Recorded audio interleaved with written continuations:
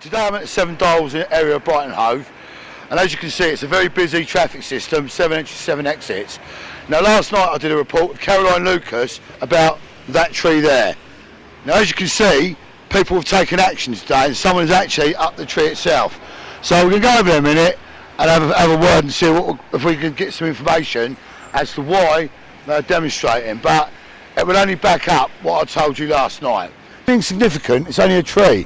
However, 1 becomes 2, 2 becomes 4. Before you know it, that tree there, which has stood here for hundreds of years, will be gone forever. Councillor Ken Norman, you're welcome these people here today to participate in this tree. What's your viewpoint? My viewpoint is this tree should be left as it is. Right. My viewpoint is this project should not be going ahead at all. Right. 4 years ago, when I was part of the administration at the time, we rejected the proposals, or similar proposals to this, for the 7 Dials. Right.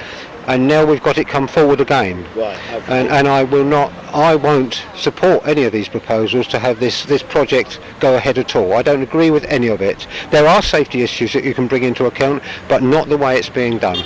Okay, so I think the best thing to do is just leave it as it is, really. Well, I fully support that. Keeping that tree, if we want to remove a tree like that, we need to remove probably half of the elms in the city because they're causing the same issues root-wise, if that's the problem. Okay, we need to remove half the trees in the city. And would we do that to the National Elm Collection? No, we wouldn't, would we? So basically, I mean, I think it's apolitical, really. It's not political.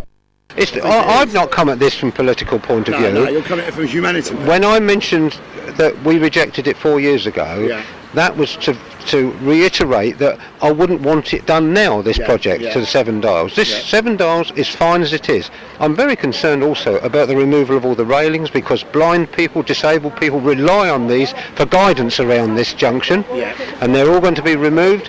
People will probably be wanting to walk all over the place, crisscrossing all over it. How's that going to make it safer? That's where I'm coming from. And I work in adult social care and health in the council, and I think this is a retrograde step, this whole project. I think it's a backward step for people. Of course it is. Of course it is. Yeah. I think really the best thing to do, if they want to put a zebra crossing there, is to move it further down the road and leave. Well, I don't even think zebra crossings are sufficient in a situation like this. I think pedestrian control crossings are by far the better prospect for them, much safer, because there are audible signals for blind people, there are visual signals for those who can see them, and so and you can control them yourself.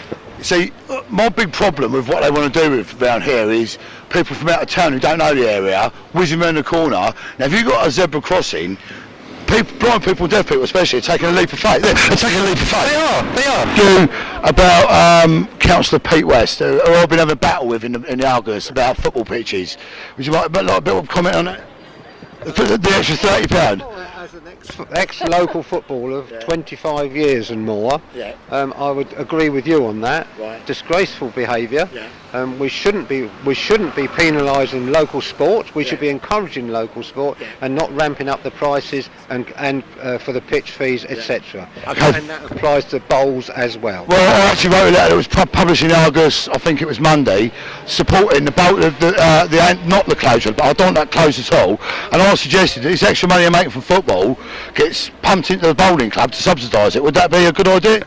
I don't know whether it's a good idea or not. I mean, I think we should maintain a reasonable fees for bowls clubs and for football clubs and for cricket clubs and for many others. Stall ball use various facilities. All of those should be reasonable fees and not totally unreasonable and hiked up by great amounts every year. We would expect them to go up a little bit year on year, wouldn't we? And they have done, and people are prepared to pay that. However, my big bugbear is that the pitches and the change rooms haven't changed in donkeys. No, they haven't modernised the changing rooms. I mean, the changing rooms are as they were when I stopped playing football when I was 43, which was 25 years ago. So there you go. So straight from the horse's mouth, people. Councillor is actually agreeing with me. Thank you very much, Mr. Norman. Thank you very much.